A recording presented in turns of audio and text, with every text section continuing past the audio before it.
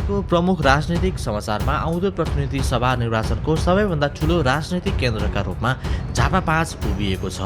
देशका दुई अत्यन्तै प्रभावशाली र चर्चित नेताहरू नेकपा एमालेका अध्यक्ष तथा पूर्व प्रधानमन्त्री केपी शर्मा ओली र राष्ट्रिय स्वतन्त्र पार्टीका वरिष्ठ नेता पूर्व काठमाडौँ महानगरपालिकाका मेयर बालेन्द्र शाह उर्फ बालेन यही क्षेत्रबाट आमनै सामने प्रतिस्पर्धामा उत्रिएसँगै झापा 5 राष्ट्रिय राजनीतिको चर्चाको केन्द्रबिन्दु बनेको छ। मंगलबार दमक नगरपालिका 8 तरकारी बजार परिसरमा उम्मेदवारी दर्ताको दृश्य सामान्य भन्दा निकै फरक थियो। बिहानैदेखि समर्थकहरूको भिड, नाराबाजी, झण्डा र उत्साहले वातावरण तताएको थियो। एउटै निर्वाचन क्षेत्र तर दुई फरक राजनीतिक धार, दुई फरक पुस्ता र दुई फरक सोचको प्रत्यक्ष टकरावले यो चुनावलाई ऐतिहासिक बनाउने संकेत देखिएको छ। केपी शर्मा ओली झापा 5 का पुराना र परिचित अनुहार हुन्। 2048 सालदेखि पटक पटक यही क्षेत्रबाट निर्वाचित हुँदै आएका ओली झापा राजनीतिको स्थायी शक्तिका रूपमा चिनिन्छन्। एमाले अध्यक्षको हैसियतले उनले यो निर्वाचनलाई अनुभव, स्थिरता र निरन्तरताको आधारमा लड्ने स्पष्ट संकेत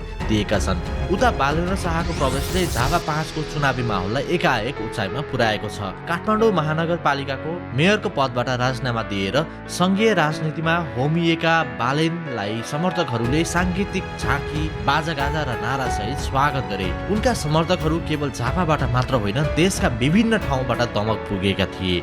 यसले बालेन प्रतिको युवा पुस्ताको आकर्षण र परिवर्तनको चाहनालाई उजागर गरेको छ।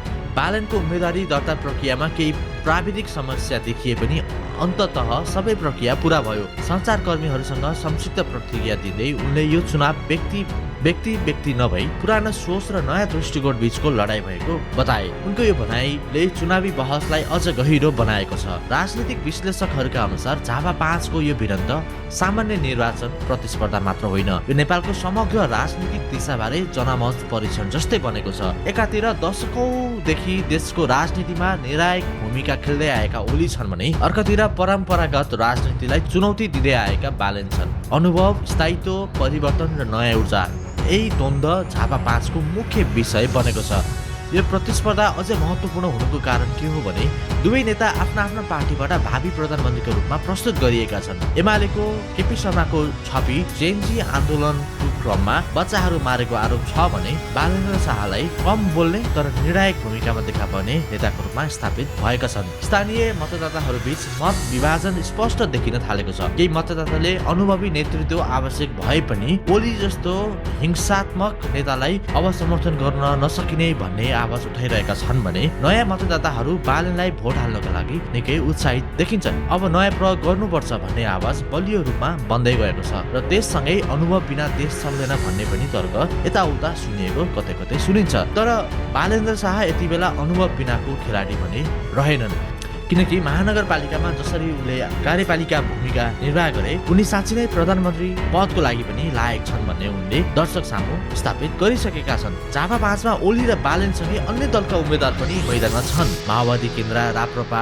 स्वतन्त्र तथा साना दलहरूका प्रतिनिधिहरूले समेत उम्मेदवारी दिएका छन्।